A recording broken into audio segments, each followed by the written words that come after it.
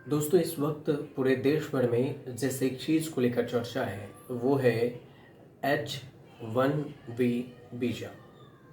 अब इस H1B visa की चर्चा क्यों हो रही है? अमेरिका ने वीज़ा बम फोड़ा तो इससे किसे फ़ायदा होगा और किसे ज़्यादा नुकसान होगा, जिस पर राजनीति तो हो ही रही है। लेकिन हमें इस वीडियो में समझने वाली बात यह है कि H1B वीज़ा क्या होता है, किसको फ़ायदा होगा, किसको नुकसान होगा, कितना अमेरिका ने इस पर पैसा जो फीस है उसको बढ़ाया है, अमेरिका ने क्या कहा है, अमेरिका के पीछे इसका मकसद क्या है, भारत को नफ़ा होगा या नुकसान होगा, भारत ने क्या कुछ कहा है। तमाम सवालों को हम एक एक कर समझने की कोशिश करेंगे आसान भाषा में।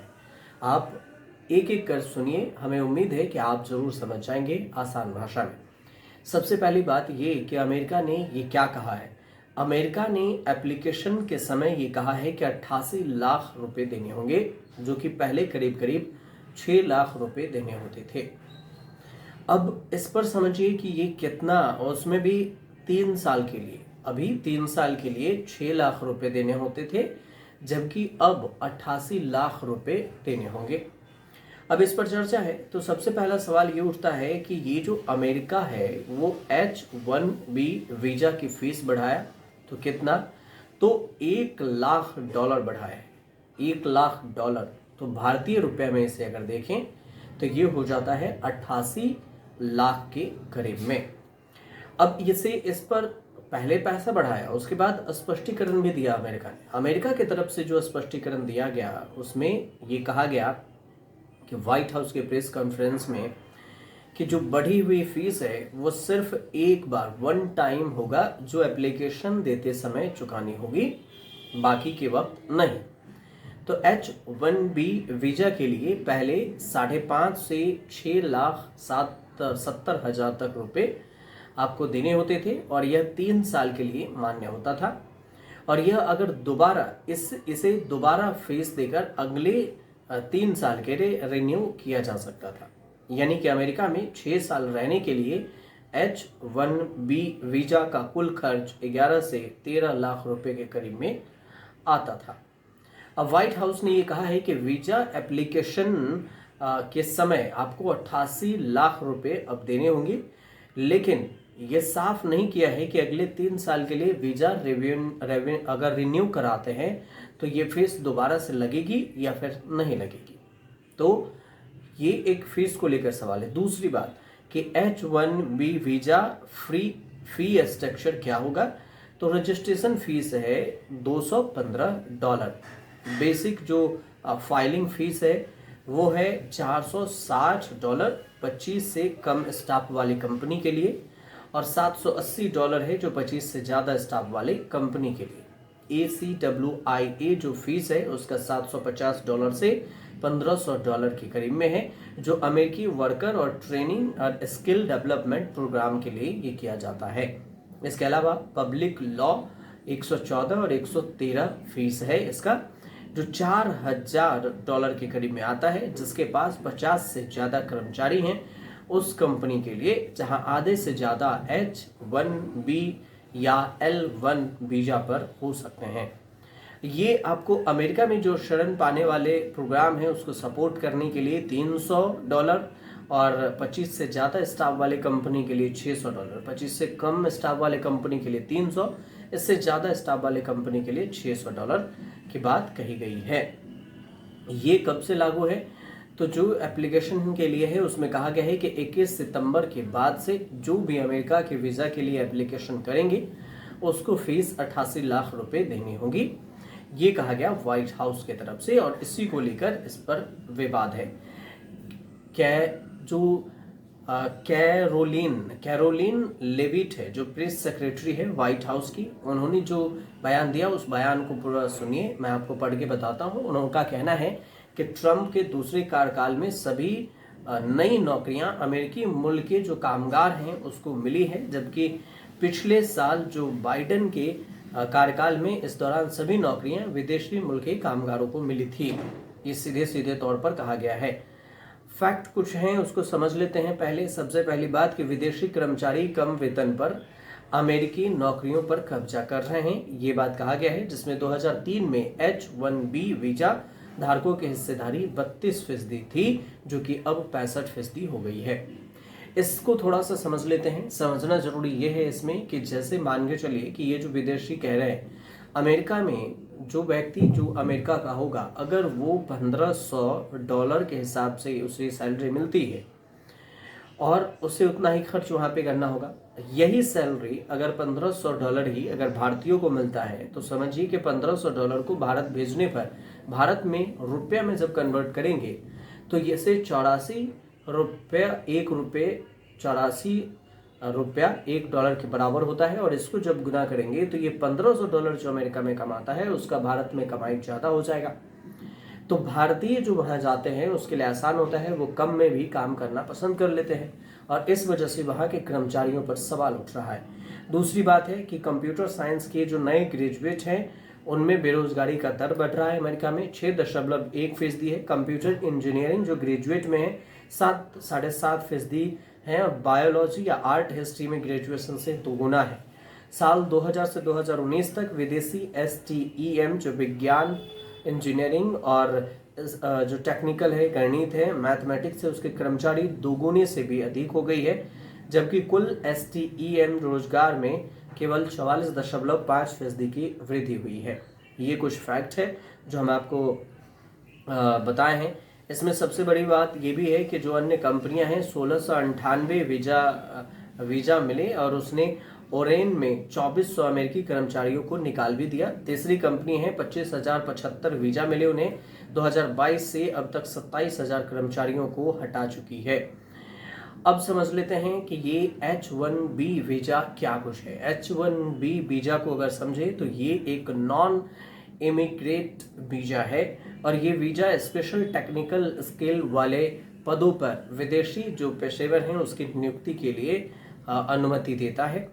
साथ में IT, आर्किटेक्चर और हेल्थ जैसे जो प्रोफेशन हैं इस वाले लोगों के लिए ये जारी होता है। अमेरिका जो है हर साल 65,000 लोगों को H1B वीजा देता है और इसकी समय सीमा होती है 3 साल के लिए। 3 साल के लिए पहले 6 लाख थी, अब आपको 88 लाख रुपए देने होंगे। जरूरत पड़ने पर 3 साल के बाद इसे बढ़ाया भी जाता है। अब जो डोनाल्ड ट्रंप ने ऐलान किया है, इससे वो काफ़ी जो नौकरी में भी इसमें झटका पड़ेगा भारतीयों के लिए।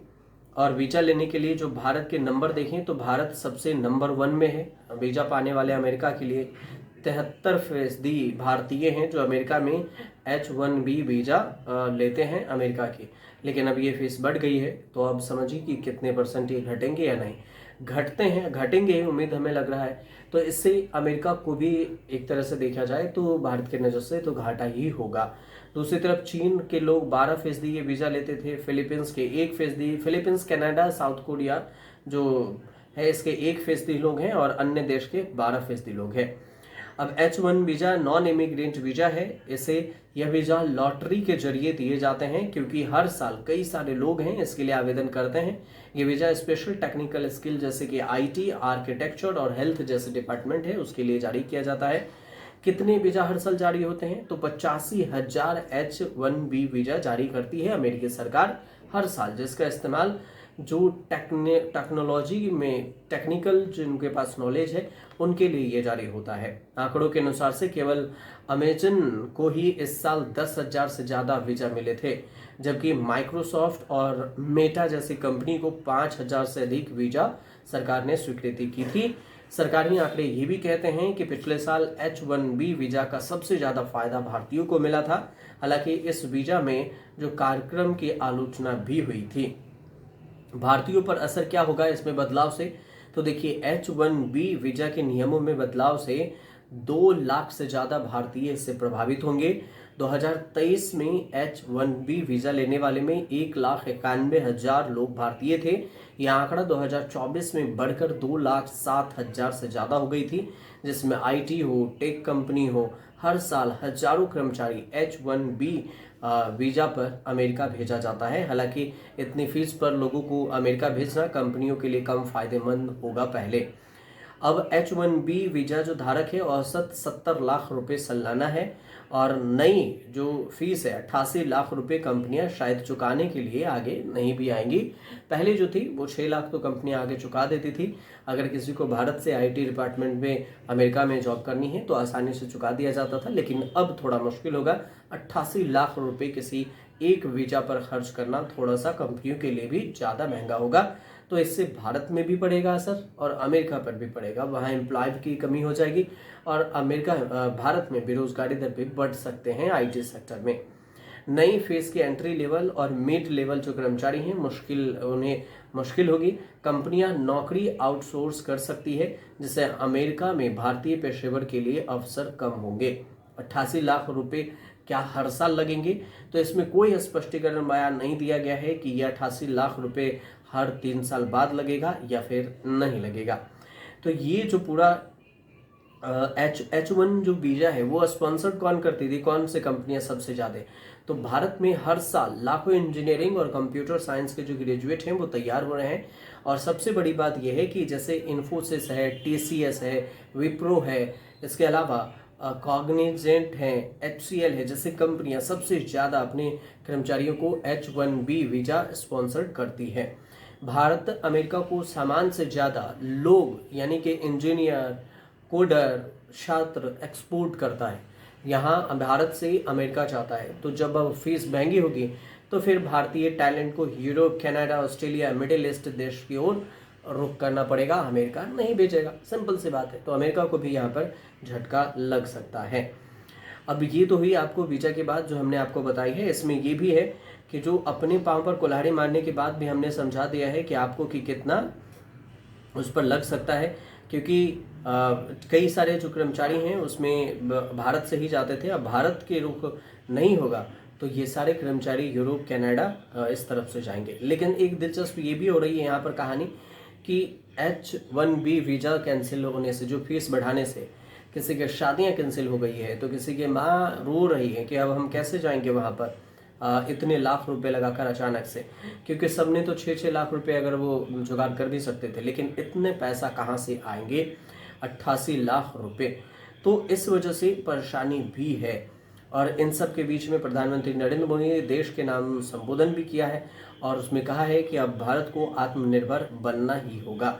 अब बनना होगा इसलिए क्योंकि एक तरह से जो चारों तरफ से अमेरिका ने भारत को घेरने की कोशिश की है, एक तरह से आप कह सकते हैं। H1B वीज़ा के चलते 40,000 अमेरिकियों की छटनी भी हुई है और एकाएक जो ये ट्रंप ने वीज़ा बम फोड़ा है, अभी तो टैरिफ लगाया, टैरिफ के बाद वीज़ा बम फोड़ दिया है।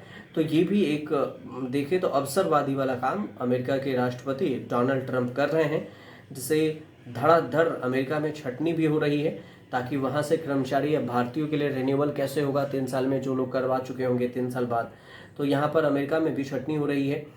2022 में 27,000 अमेरिकी नौकरी में कटौती की गई थी, जबकि यहाँ पर हजारों अमेरिकी भी हैं जिन्हें स्किल्ड वर्कर चाहिए होगा, लेकिन वहाँ पर अब स्किल्ड वर्कर भी नहीं होंगे। सबसे बड़ी बात यह है कि किन किन क्षेत्र में H1B वीज़ा की ज़रूरत होती थी और सैलरी के चक्कर में जो भारतीय जाते थे अमेरिका, उनका अब क्या होगा। तो सबसे बड़ी बात जो हमने बताया आपको, software engineer, data science, management, जो प्रोडक्ट मैनेजमेंट है, इन सब में इसके ऑप्शन होते थे जो भारतीय वहाँ जाकर काम करते थे। लेकिन अब ऐसा नहीं होगा, तो इसमें स्किल्ड वालों को ज़्यादातर नुकसान हो सकता है, जो कि भारत में भी बेरोजगारी का दर बढ़ेगा। तो ये पूरा हमने आपको जानकारी कोशिश की कि आपको एक एक कर आसान भाषा में समझाने की। अगर आपको सही लगे तो हमारे चैनल से जुड़िए, सब्सक्राइब कीजिए, शेयर कीजिए, कमेंट जरूर कीजिएगा।